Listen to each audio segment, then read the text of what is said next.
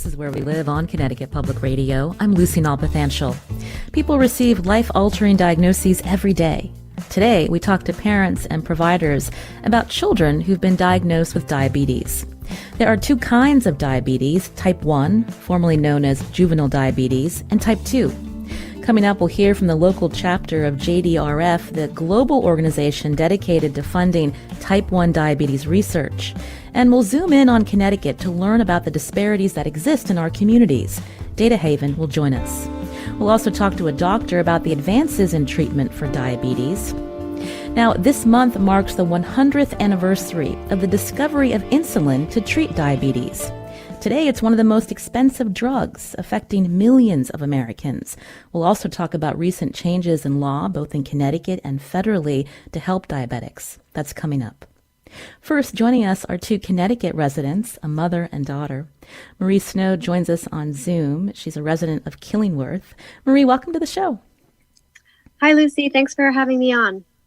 And Marie is joined by her daughter, Olive, who was diagnosed with type 1 diabetes this summer. Olive, thank you for coming on today. Thank you, Lucy. Now, I'll start with you, Marie. I had mentioned that Olive was first diagnosed with type 1 diabetes this summer.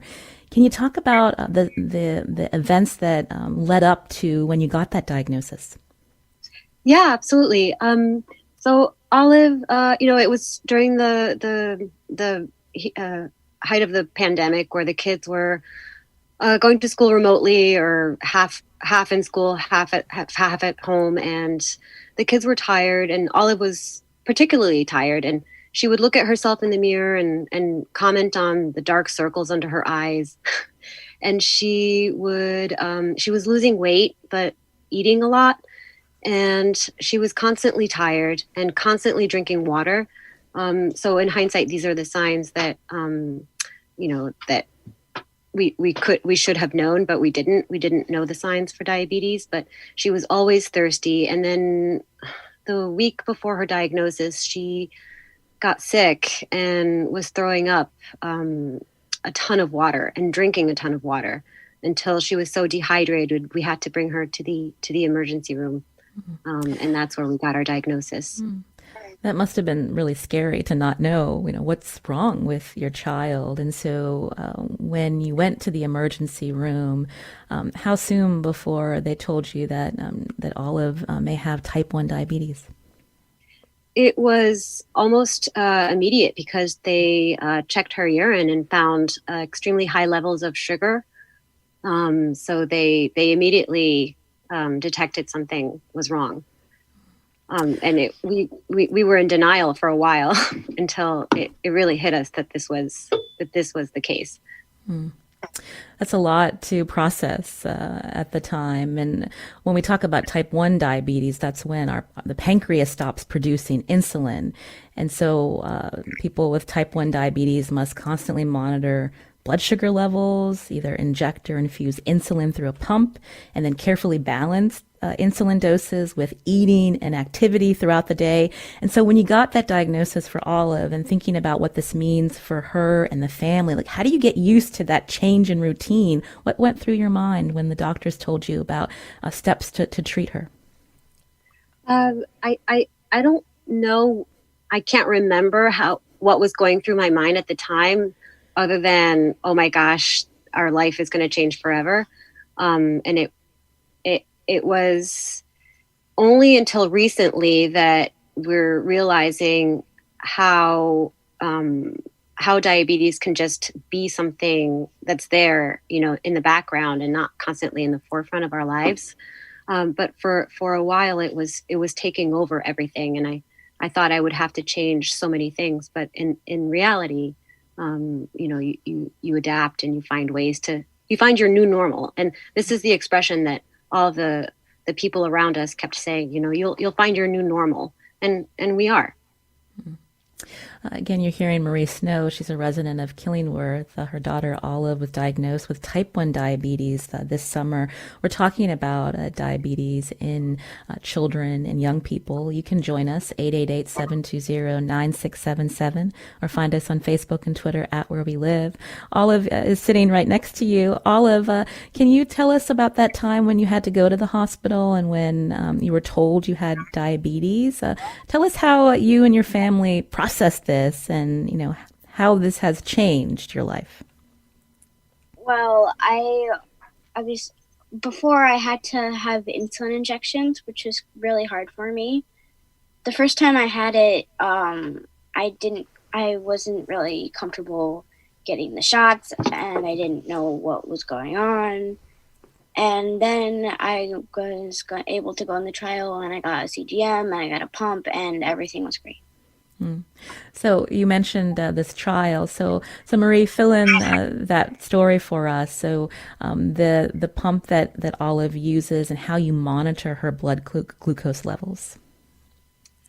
Yes, Olive uses a T-Slim pump, and it has the ability to predict her blood sugar levels, and so and it speaks to a continuous glucose monitor that she has on her arm, and so it tells us her blood sugar levels, or if she's going to drop low or if she's going too high, so that we can be smart and proactive about managing her care.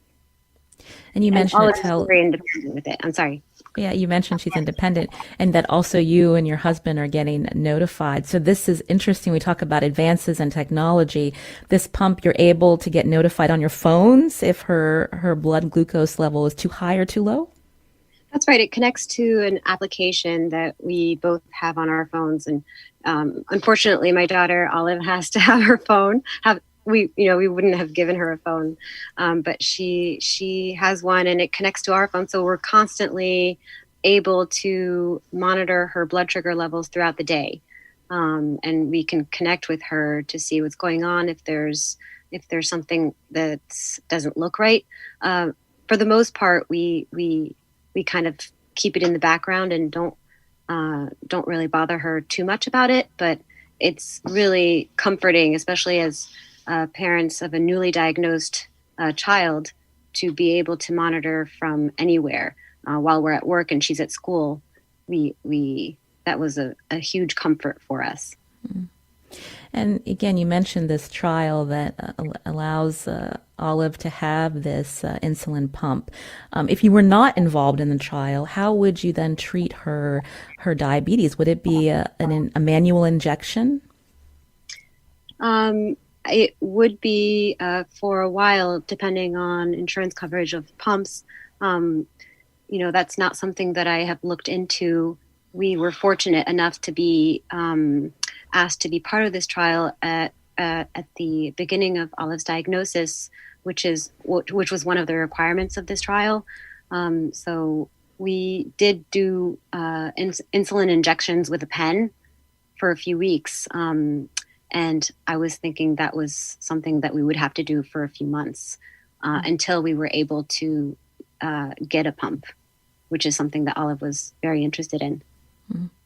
Marie, earlier you mentioned the new normal, and so I'm wondering if you can talk through what you mean by that, in the sense of, Olive is a very active child, I understand, plays several sports, and when you got this diagnosis and people around you found out that Olive now has diabetes, did you hear from more people in the community that actually I have someone in my family with diabetes? What was the feedback like from people that you know? It was immediate, Lucy. It was all around us. People were showing up and sharing their stories of family members who have type 1 diabetes. Even our local pharmacists, both of his sons have type 1 diabetes. And I never knew. I've been living in this town for over 15 years. And, stories of support and offers for help or any kind of resources that we needed. Some of my students and their parents came forward with support and help, and it was just amazing to see how many how many people around me were affected by type 1 diabetes. Mm. Olive, I wanted to go back to you because you said now with the pump, things are great. And so I'm wondering if you can talk through how you're still doing many activities and sports, and also how you work with your mom when you think about making meal choices like for lunch or dinner. Well, we mostly go with the things that aren't with high sugar. And so when you think about lunch, what's a typical lunch for that your mom will help make for you? Well, like nuts, like a typical ham and cheese sandwich, pasta, things that are like low carb and stuff. Marie, did you want to add to that? Well, yeah, I mean, we do tend to stay away from high sugar foods. But we haven't really, and that's not something that we ate before her diagnosis. So we haven't really changed our eating habits at all. It's just the counting of carbs. Now I constantly read labels, see how many carbs are in any food that we make. If I make a big one pot dish, I have to weigh and divide the whole meal to see how many carbs are per serving. So it's a few extra steps.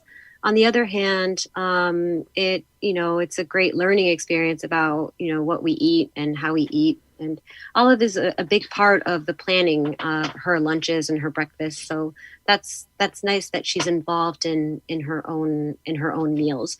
I label all the things that she has in her lunchbox with the number of carbs. So I'll just put a sticker and the number of carbs. So she puts that in at lunchtime in her pump. And it's now it's just part of the routine. It used to be daunting, but now it's just something that we do pretty easily. And Olive, I mentioned you play, I think, several sports. So lacrosse, and your mom told us that you started taekwondo and also basketball. But what's it like now in school? Do your friends understand that you have diabetes, and you have to be careful about what you're eating and your activities at times? Yeah. And what are their questions?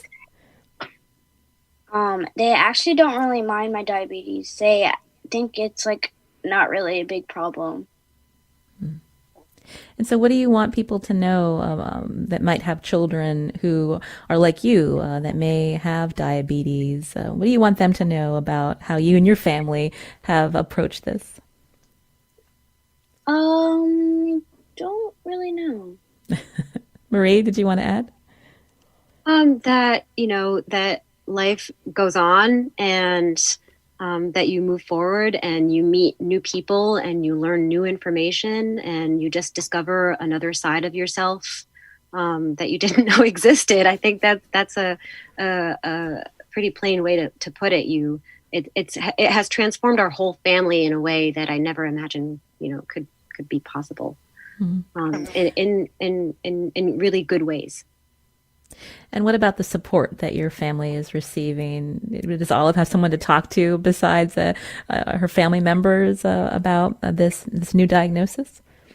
Yeah, Olive has a really awesome therapist that she speaks to every week, and every Monday. Yeah, and she really enjoys having that outlet, and a lot of her medical team around her are people who not only are experts but are also type 1 themselves, and they have just a personal connection and a special bond because of that. Well, I want to thank you and Olive for coming on today to tell us a little bit about your family's story around type 1 diabetes. Olive, it was a pleasure to hear from you. Thank you for talking with us today. You're welcome. Thanks so much for having us on, Lucy. That's Marie Snow and Olive Snow. They live in Killingworth, Connecticut.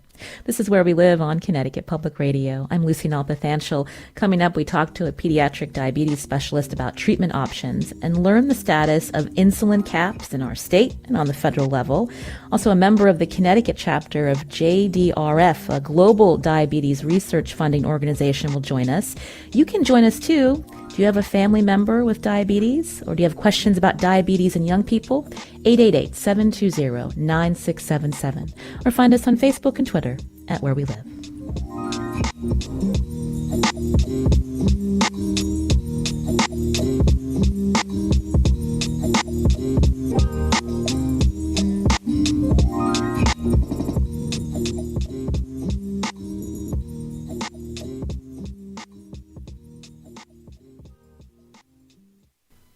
This is Where We Live on Connecticut Public Radio. I'm Lucy Nalpathanchel. We just heard from a Connecticut mother and daughter about her daughter's recent type 1 diabetes diagnosis.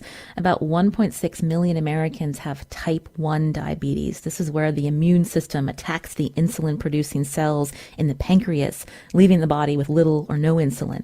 In type 2 diabetes, the pancreas is able to make insulin, but the body is insulin resistant.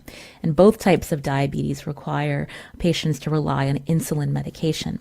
Now, coming up, we're going to talk about disparities in the disease and what researchers know about the growing prevalence of type 1 diabetes in young people.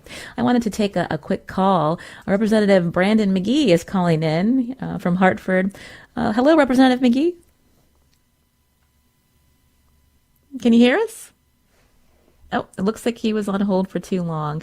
Maybe he wants to call back. Again, the number to join us, 888-720-9677, or find us on Facebook and Twitter at Where We Live. Joining us now on Zoom is Dr. Jennifer Scher. She's Associate Professor of Pediatric Endocrinology at Yale School of Medicine and a pediatric endocrinologist at Yale Medicine. Dr. Scher, welcome to our show. Thanks so much, Lucy. Happy to be here. I wanted to ask you first about this CDC report that shows that type 1 diabetes is growing sharply in African American and Hispanic youth populations. That's between 2002 and 2015. Also, type 1 cases among African American children and Hispanic children increasing by 20% compared to 14% among white children. And the reasons behind this, no one really knows why. So I'm wondering if you can talk through what you're seeing as a pediatric endocrinologist. Yeah, so I think you make great points there. You know, we definitely are seeing increased prevalence of type 1 diabetes, but in terms of the factors that are implicated in it, you know, much remains unknown. We know that this is a polygenic condition, meaning that there is genetic factors along with environmental risks, but we continue to learn more about what leads someone to develop type 1 diabetes. Now we can actually see in those at high risk due to a family member with type 1, whether or not somebody has something called an autoantibody that can indicate that that person is at higher risk to go on and develop type 1. So we definitely know that we're seeing increased numbers, but I think we still have to do a lot of research as to why and what we can do to stop this whole development. I understand you're involved at Yale with TrialNet. That's the consortium involved in cutting-edge research to prevent type 1 diabetes, also to slow the progression for people that have this diagnosis already. Can you tell us more? Yeah, so I think that the work with TrialNet is really intriguing. What that consortium has been doing for over 15 years is looking at how do we predict who's going to go on and develop diabetes. So you can take individuals who have either a first or second degree relative with type 1 diabetes, and you can send autoantibodies. And what we know is if somebody has one or more autoantibodies that we can measure, we understand that their 2-year or their 5-year risk to going on and developing type 1 diabetes is going to be 35 to 50% of that population. In addition to that, if somebody has one or more antibodies and also shows some signs of higher glucose levels, their 2-year risk of developing type 1 diabetes is 60%, and their 5-year risk is 80%. So these individuals who show these biomarkers, we know they're going to develop the condition. It's just a matter of when. And we're now seeking a number of therapies to go ahead and stop that progression from these biomarkers being present to actually requiring insulin therapy. Let's talk more about these therapies, as you mentioned. We're talking to you on the 100th anniversary this month of the discovery of insulin. And I had said earlier, when people have either type 1 or type 2, the treatment is insulin, whether daily injections or having certain pumps that can input this as well. So I'm just wondering if you can talk through when we think about how insulin helps diabetics and what they're seeing in terms of their blood glucose control levels. Yeah, and so I think it's important to just look back in terms of where we've come from to understand how far we've gotten with technological advancements. So, back in 1979, we first published on insulin pump therapy and the ability to wear this huge blue brick that provided more physiologic insulin delivery. And it was led by Dr. William Tamberlane, who's the chief of pediatric endocrinology here at Yale. Over the years, we've then seen the development of continuous glucose monitors, which your prior guests were speaking about. And that allows us to view real-time data of glucose levels. So instead of seeing 4 points per day, we're now seeing 288 readings a day. I always tell families when I talk about this technology, it's like Dorothy going from Kansas and showing up in Oz and seeing Technicolor. All of a sudden, things have dimension and you can understand what's happening with your body. Now, layer upon that the ability to have these pumps and these sensors communicate with each other and adjust some of the background insulin needs. And we've been involved in those studies for years upon years, with the first commercial system hitting the market in 2016. And while that system was great, it had a lot of areas that could require improvement. And so our group has actively been working on these new technologies that the goal is to more closely match physiologic insulin needs and reduce the burden to somebody living with type 1. So things will be adjusted more on their own. And ultimately, the goal is to have what we would call a full closed loop system where a user could just wear the devices and not even need to put any inputs to go ahead and indicate, hey, I'm eating or I'm going to be doing activity, things that are still required today. And I do want to recognize, because I know JDRF is on, that they have been instrumental in the development of each of these components and continue the progression to see us really change how we care for diabetes. Before we hear from JDRF, I'm wondering if you can talk about some of the other advances. We heard earlier the Olive, who uses a type of pump, and they have to change the area of injection and make sure they watch for infection. But there's also something called an Omnipod, which is a tubeless insulin pump. But can you talk about that? And, when we think about access to care, how many people can have one of these, Dr. Scher? Yeah, so there's lots of different pumps out there. The Omnipod is a pump that is tubeless, and we're currently working on the studies to allow for an automated insulin delivery system similar to what your prior guest had, where the sensor and the pump are speaking to each other.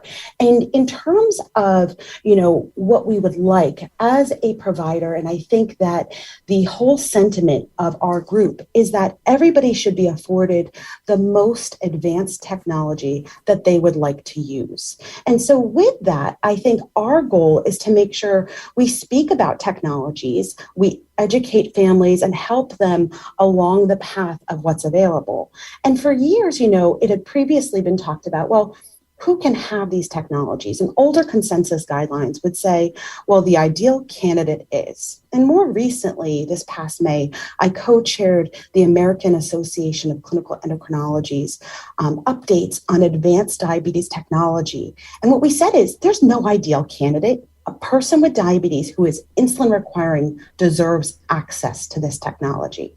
And so we're really, going ahead and trying to push the limits to say it's not a specific type or set of characteristics. The characteristic is I'm insulin requiring. I deserve these technologies. They will improve my glycemia. They will improve my life. And my role is to talk to my patients about it and then really fight with insurance companies to get coverage. And that was my next question, Dr. Scher, the fight with insurance companies to get coverage. And so what is typically approved for someone who has private insurance? Or does it just depend on the plan? If someone like a child has diabetes, how quickly can a family be able to maybe have the pump to help with their blood glucose levels? Yeah, that's a great question. And so it varies so much plan to plan. I will say we are pretty successful with kids. So I have youth who are diagnosed, and within a month, I have them on an insulin pump. In other situations, we have some antiquated policies with some of these insurers that state that you need to have diabetes for 6 months before we would approve this technology. And I've written some strongly worded letters, and I've also had some very frank conversations, reminding these insurance companies that this is a chronic medical condition. It's not going to change 6 months from now. And all we're doing is making it harder as a child and a family adjust to a new diagnosis. And I think through advocacy work done both by persons with diabetes, providers, and then advocacy groups like JDRF and ADA, I'm very hopeful we can change the mindset and recognize that everybody deserves access to this technology.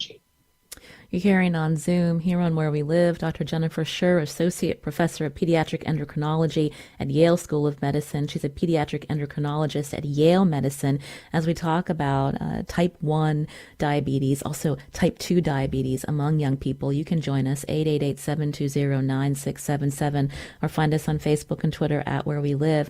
We've mentioned JDRF. Joining us now is John Muskrat, Executive Director of the Connecticut and Western Massachusetts chapter of JDRF. This is an organization that really leads when it comes to funding research for type 1 diabetes. John, welcome to the show. Good morning, Lucy. Thank you for having me. So tell us more about JDRF's role in access to care when we think about just the technologies that are now available to help families of people that have diabetes have good outcomes. Right. So JDRF is really involved sort of in every aspect along the pipeline for those technologies. We fund a lot of the basic research at places like Yale and other institutions around the world. We work with insurance providers. We work with regulators, really kind of measuring success, that the technologies that we're talking about need to be accessible into the hands of patients to impact their lives. So as an organization, we're really involved in every step along that pipeline. And so talk with us about some of the policy also that has been passed that help patients handle the high costs of their care and treatment for diabetes. What's happening in Connecticut on the federal level? Sure. Insulin pricing, as you know, the cost of insulin has skyrocketed, and it is really just an incredibly critical issue facing the diabetes community. In JDRF, obviously, we really believe that insulin should be available at reasonable, predictable, out-of-pocket costs. Here in Connecticut, the state passed a $25 per 30-day supply cap for those who are on state-regulated commercial health insurance. That'll take effect in January. They also included in that bill capping supplies at $100 per 30-day supply. So Connecticut really is playing a leading role in that cost control of insulin. On the federal level, recently we were encouraged that Congress has included a $35 per month out-of-pocket cost cap on insulin in the Build Back Better bill that's working its way through Congress right now. And that would really represent a substantial savings for people with diabetes and one of the most significant steps taken by the federal government to date to lower the cost of insulin. Well, that's good to hear. Earlier, I had talked to Dr. Scher about, the rates overall of type 1 and type 2 diabetes going up among youth under 20. And so what can you tell us from JDRF's perspective of, this troubling numbers and also, just how outreach and awareness is important here? Absolutely. I think outreach to that newly diagnosed community is critical, certainly during the pandemic when everything was virtual and, we missed out on a lot of those in-person connections, whether they're support groups and meetups. It became even more of a challenge. But, we nearly 1.6 million Americans have type 1 diabetes right now. That's up about 30% from 2017. And as you mentioned earlier, especially among youth, it's increasing about 20% for African-American children and Hispanic children as well. So, as an organization, sort of our support outreach efforts, have really intensified, trying to engage those communities, bring them into feel the support of the network, and also give them access to resources and other things that can help managing this disease a little bit easier for them. You can join our conversation as we talk about diabetes among children and the young people. The number 888-720-9677, or find us on Facebook and Twitter at Where We Live. Representative McGee, I think, is calling now. Representative McGee, can you hear me? I can hear you loud and clear, Lucy. Can you hear me? Yes, wonderful. Thank you for calling back. What did you want to share? Yeah, no, first of all, Lucy, thank you so much for all the great work that you do. And today is especially special to me in that your first two guests really just hit home. As a person who was diagnosed with diabetes a little over 7 years ago, type 2 diabetes, it took me a little while to accept the fact that I was a diabetic and I had to embrace a new normalcy. And if Molly is still listening, I want her to know that even adults still struggle with, trying to manage your glucose readings and better understand this disease or what have you. And for me, I am just so thankful that we were able to, as my niece would say, catch it before it caught me. I was hospitalized for about 2 weeks.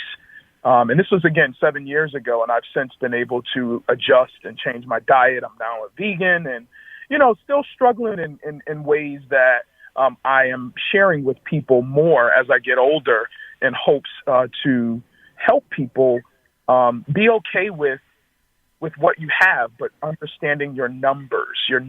It's very, very important. So again, thank you, Lucy, for all of the experts that you have on. Thank you for this information, and I'll continue to listen in. Well, thank you for calling in, Representative McGee, and sharing part of your story. Before you go, though, I have to ask, because you also are a state lawmaker doing work on behalf of your constituents. We just heard John Muskrat talk about Connecticut mandating insurance coverage for diabetes, also an insulin pricing bill that will take effect in January of 2022, which is going to limit insulin co-payments to $25. That's huge for people. And I'm wondering, when you think about the community you represent, other ways that the state can help people with this diabetes diagnosis. Yeah, and I appreciate that question. I am very pleased to say that the state of Connecticut, I believe we're moving toward the right direction when you begin talking about access to health care for all people, especially our most vulnerable populations. The people I represent could benefit a great deal with this new mandate. Frankly, it should be free, if you ask me. I am in a very privileged space in that I have state insurance, right? And with state insurance, I'm pretty much covered. But there are others who suffer from type 1, type 2 diabetes, and unfortunately, they don't have that same privilege or access. And so I think we're moving toward the right direction, but we need to take it a step further and providing access to the proper care, education and awareness, but most importantly, the medicine, insulin, that's needed to help bring or stabilize, your glucose numbers, your A1C, et cetera. But one of your speakers spoke a lot about the disparities that exist.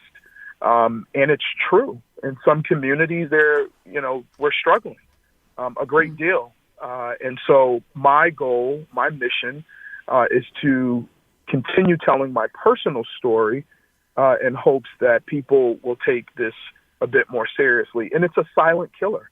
I think your first guest, they talked about it. It's not something that you always see. You feel it and you experience it, especially in men of color, but you don't necessarily understand it. And oftentimes you tend to try to avoid those signs that your body is telling you something is wrong. I can talk on and on about it just from a personal experience. But again, I can't thank you enough, Lucy, and all your guests. Well, thank you, State Representative Brandon McGee, for calling in to the show. Before I take another caller, David, stay with us. I just wanted to have Dr. Jennifer Scher respond to what Representative McGee shared about even his personal story with diabetes. No, I'm going to just share myself. So I was diagnosed with type 1 diabetes in 1987, and I couldn't agree with you more that with the appropriate medications and access to therapy, we can all do really well. I've lived with diabetes for 34 years. I was on purified pork insulin in 1987. That's all that was available. And I've been amazed to watch the drastic improvements in the care that we can receive and how it's impacted my life. And not just my life, but the life of my kids, who say I'm nicer when my glucose levels are more in range, and my ability to concentrate and do my job. And so I think that what his point, that we have to just make sure that everybody is getting access and the ability to use the amazing medical products that have been developed, because we can make it so that diabetes can fade a little bit more into the background. It's always going to be there. It's going to be a chronic condition. But I am living with diabetes. I am not a diabetic. I just happen to have this thing that I have to take care of, but I have the fortune of the tools needed. And I want to ensure everybody has that. Thank you, Jennifer Scher, again, pediatric diabetes specialist at Yale Medicine and also associate professor. I wanted to take another call. David's calling in from Cheshire. David, go ahead. Good morning, Lucy, and good morning to all your guests. I practiced internal medicine and primarily gastroenterology in the Cheshire, Wallingford, Meriden vicinity for the past 40 years. And I get to see the consequences of diabetes that's been neglected, primarily type 1. I don't, as not being an endocrinologist, I don't see a lot of type 1. I see type 2 primarily. I misspoke there. And the consequences are things that patients don't even really appreciate as such. The coronary artery disease, they hear about their kidneys, they hear about their eyes. They don't appreciate the vascular complications.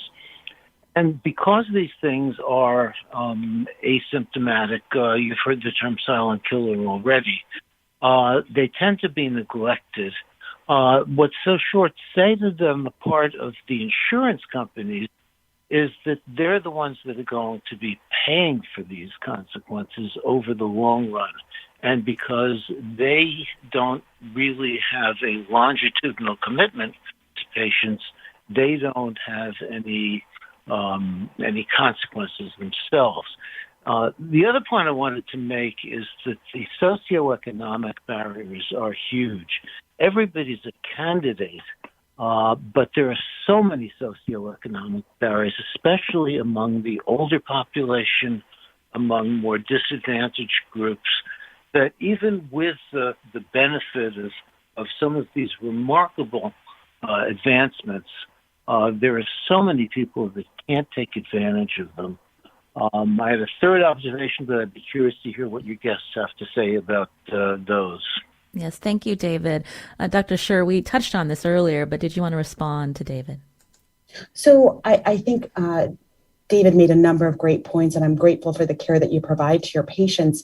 I think that we are rewriting how diabetes, type 2 diabetes particularly, is being managed. Previously, it had been with primarily insulin therapy, but over the years, we've seen new classes of medication come on board, including sodium glucose cotransporter inhibitors and glucagon-like peptide 1 receptor agonists. And these therapies have now been found to, in individuals with type 2 diabetes, protect the kidneys and the heart and reduce risk of cardiovascular mortality and also of renal outcomes. And so I agree, we need to be talking about these complications, and we need to use the right therapies, and we need to make sure that we are telling patients about these options. And we have seen in the American Diabetes Association the recommendations of how we care for individuals change drastically.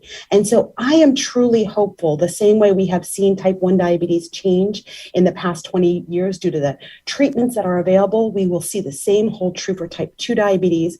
But again, it's through that change in consensus guidelines, reports from groups highlighting that this, in the end, is economically beneficial to the healthcare system.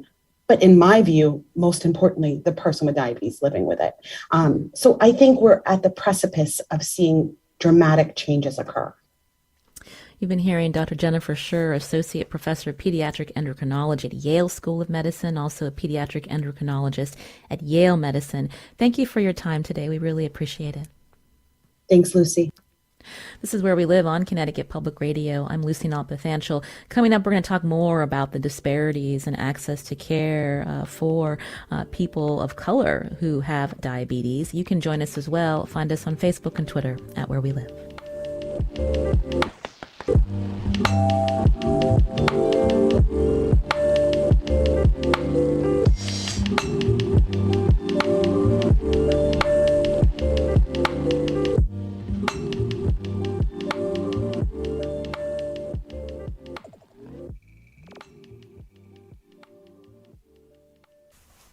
This is Where We Live on Connecticut Public Radio. I'm Lucy Nalpathanchel. Today we're talking about diabetes in youth. Disparities in blood glucose outcomes among ethnic and racial minorities persist, as reported in the Type 1 Diabetes Exchange Research Registry and also SEARCH study cohorts.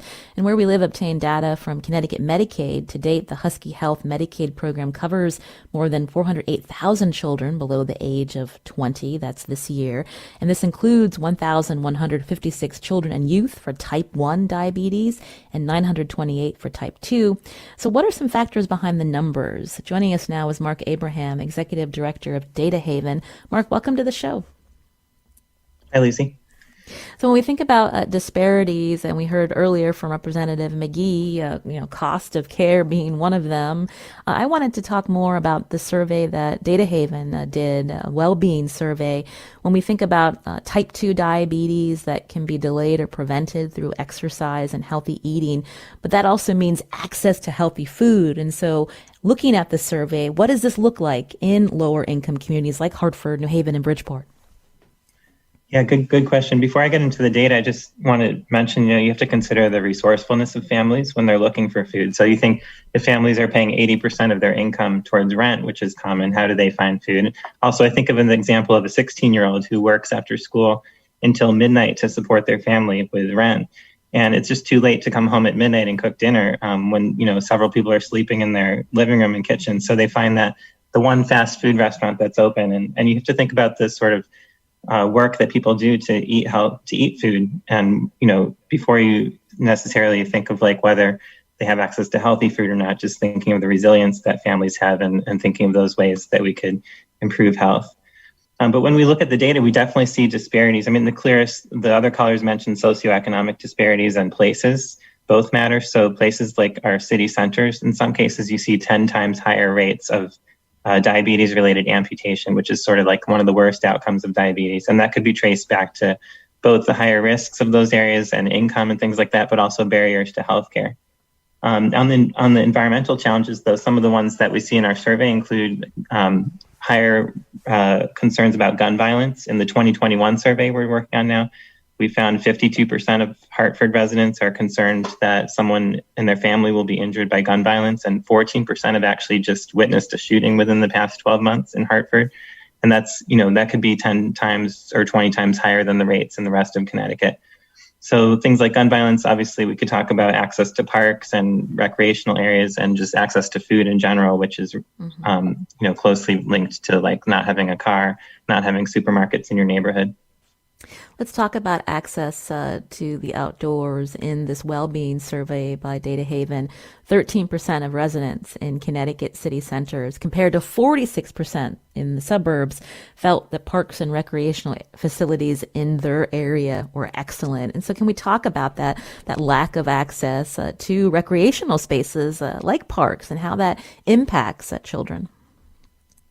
Right, yeah. If you're in an area where it's difficult to walk places, it could be due to the hills, like in places like Waterbury, very steep hills. It could be the parks are in poor condition. Even if you have parks in your area, it doesn't mean that your parents will are comfortable letting you access those due to the other concerns I mentioned. So those are major challenges. And if you look at the disparities between places like Waterbury and Hartford and the wealthy suburbs, they're just much more extreme than you see with other kind of disparities we think about in the state. So it does call for attention to the built environment. There is research showing improving the built environment makes people more comfortable going outside and meeting neighbors and exercising. What do we know about patient navigators that are in communities to even talk about diabetes risk and awareness? What do we know, Mark? Yeah, so there are large disparities in access to care. And, I think some of the other callers talked about that, but one that is important is lack of health insurance. And, if we look at who doesn't have health insurance and then who's not being, say, vaccinated for COVID or visiting doctors or accessing telehealth, there's a clear connection there. So you would imagine that parents and families that don't have good health insurance or don't have health insurance at all in many cases are just not able to access the types of preventive treatment that would reduce the risks of diabetes or prevent it from happening in the first place. John Muskrat is still with us, Executive Director of the JDRF. Again, this is the local Connecticut and Western Massachusetts chapter. John, do you have anything to add to that question when we think about raising awareness and access to care in communities where there are disparities? Yeah, I think one other important point, kind of connected to what some of the earlier guests talked about, is access to clinical trials. Participating in a clinical trial is a lot of people's way to be able to benefit from some of the latest technology or that might be out there. But too often, clinical trials have lacked diversity. So we've worked to develop a clinical trial locator, a simple tool on our website where anyone can find a clinical trial in their area they can participate in. And also have kind of built out a volunteer network throughout our chapters to try to encourage participation in clinical trials as a way to drive access to some of the latest care technology that might be out there. Earlier, I asked Dr. Schur about technology that can help improve compliance to keep these blood glucose levels in a normal range and help people. When we think about Connecticut Medicaid, do we know if it covers this kind of technology like the Omnipod, for instance, John? Yes, Medicare programs do cover CGMs. That they, the data is very clear in sort of their benefit in managing type 1. So those insurance programs have covered them. And then we think about some other ways to bridge the gaps to access, John, some last words on that as we look at what's happening here in our state. Yeah, I think, kind of in closing or summary, I think, as some of your previous guests have said, the access, the care, the technology, and the treatments and therapies that are there to manage type 1 diabetes have really made huge advances. But without access to those, people aren't benefiting. So, our mission is really to try to bring those awareness, bring those resources to these communities to make sure they're aware of them, while at the same time advocating both state and federally for better insurance coverage, better options, cost options for people with no insurance or underinsurance, so they can benefit from some of these technologies that have really revolutionized the way diabetes can be managed. We're almost out of time. I just wanted to bring up someone called in earlier, someone who has type 1 diabetes, talking about the insulin prices that have skyrocketed in this country. A lot of frustration with insurance companies, but also drug manufacturers, John, and the prices that they set for something like insulin. That sounds like a whole nother show, but an important point to mention when you think about what insulin costs in other countries, John. Right. Yeah, and just an additional point on that, it's more than just insulin pricing as well. It's the supplies that go along with it, and I hear from plenty of people who have great commercial insurance or private insurance who are still paying hundreds and hundreds of dollars a month for supplies that go along with their care. So it is a complex issue, but one that we're committed to. I agree with your previous guest. Insulin is a basic right for people that need it to live, and it should be affordable and accessible to all. That's John Muskrat, Executive Director of the JDRF local chapter. Thank you, John. Also, Mark Abraham was here, Executive Director of Data Haven. We'll be sure to tweet out links to Data Haven's well-being survey. That's at Where We Live. I'm Lucy Nalpathanchel. Today's show produced by Sujata Srinivasan. We'll be back tomorrow.